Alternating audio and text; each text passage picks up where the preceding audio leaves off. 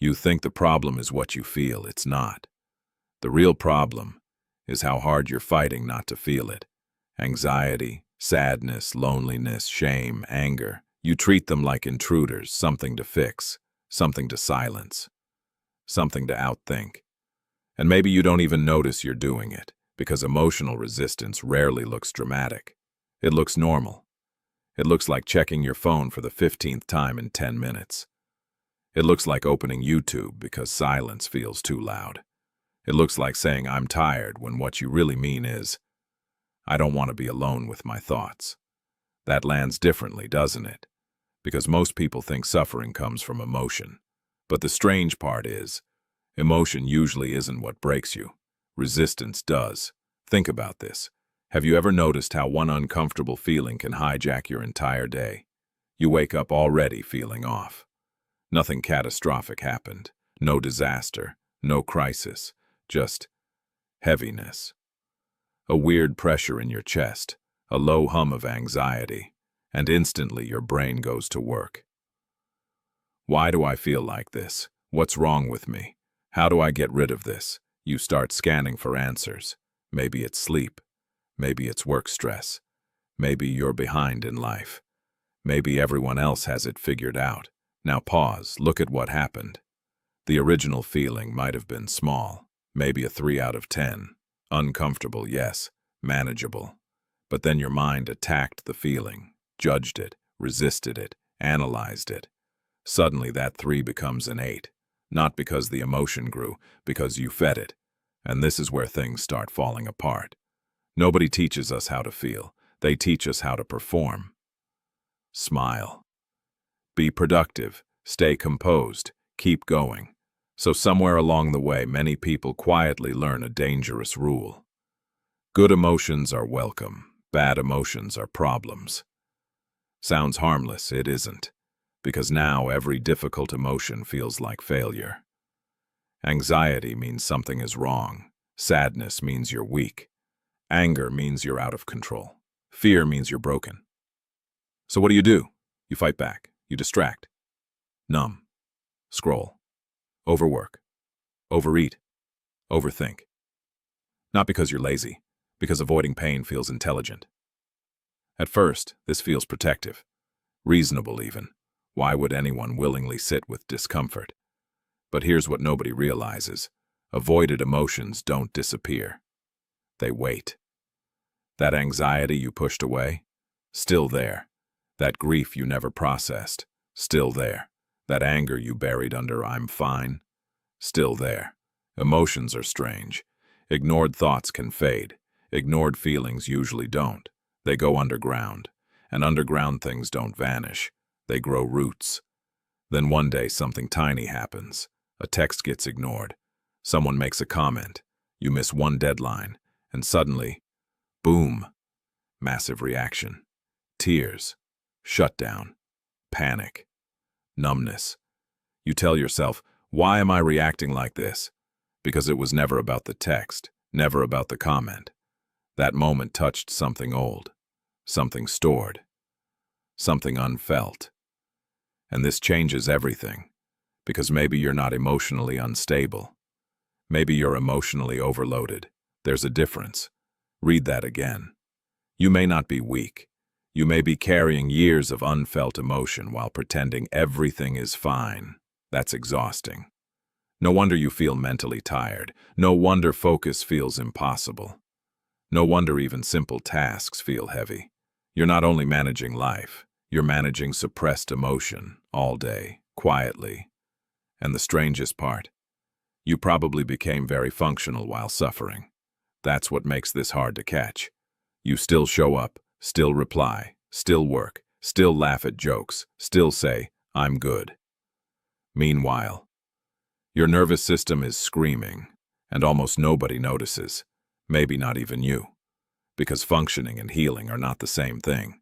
A person can be highly productive and deeply disconnected. A person can look calm and internally be fighting a war. And maybe that war has become so normal. You forgot it's there. Here's the truth that changes everything. Your emotions are not enemies. They're signals, messengers. information. But when you spend years treating signals like threats, you stop listening. Imagine your body as a dashboard. Fear is a warning light. Sadness is a signal of loss. Anger points to violated boundaries. Shame often exposes wounds around worth. Loneliness signals disconnection. None of these feelings are inherently dangerous. Uncomfortable? Absolutely. Dangerous? Usually not. But the strange part is, you don't fear the emotion itself. You fear what it might mean. That's the real terror. Because if you fully feel sadness, maybe you'll have to admit something ended. If you feel anger, maybe you'll realize you've tolerated too much. If you feel loneliness, maybe you'll confront how disconnected you've become. And this is the part most people miss. Resisting emotion often protects identity, not comfort. Identity, because certain feelings threaten the story you tell about yourself. I'm strong. I'm fine. I don't need anyone. I'm over it.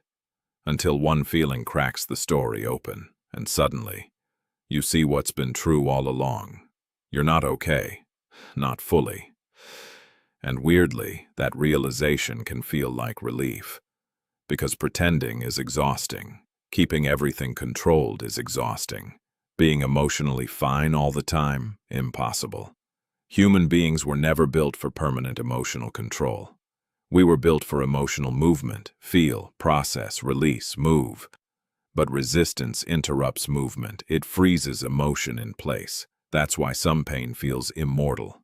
Not because it's too big, because it never got permission to move through you. Sit with that. Maybe the anxiety you hate isn't trying to destroy you. Maybe it's trying to be heard. Maybe the sadness you keep avoiding is asking you to grieve. Maybe the anger is asking for boundaries. Not violence, boundaries. And this changes everything, because healing stops looking like emotional perfection. It starts looking like emotional honesty. Can you say, I feel anxious right now, without immediately trying to fix it? Can you notice sadness, without labeling yourself broken? Can you let a feeling exist, without turning it into identity?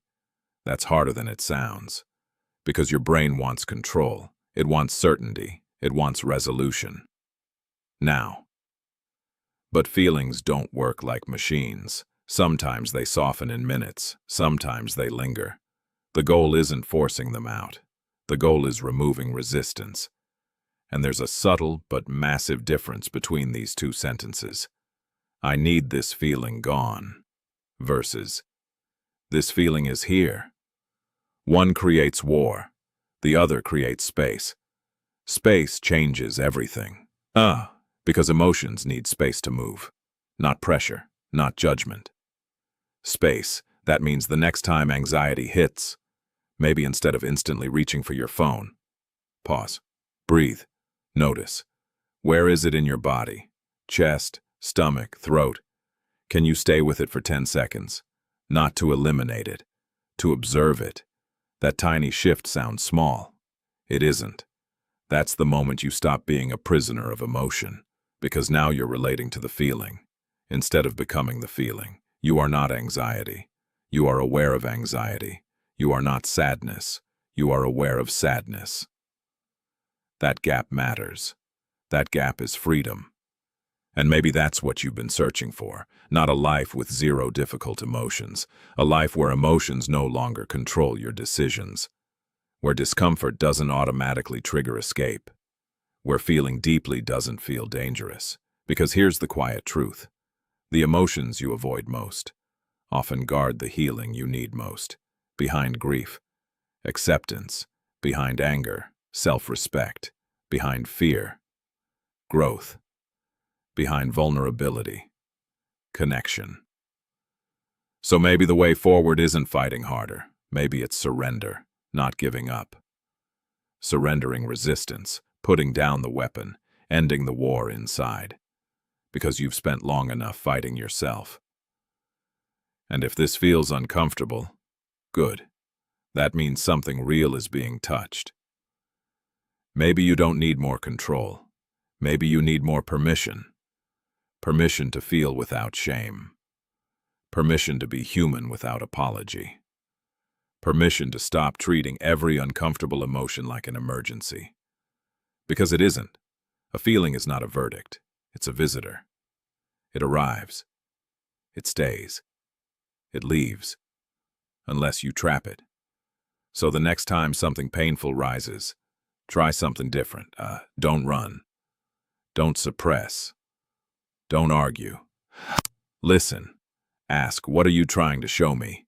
You may be surprised by the answer, and maybe after all this time, the peace you wanted was never on the other side of controlling your emotions. Maybe it was on the other side of finally allowing them. If this felt a little too real, maybe that's the part you shouldn't ignore.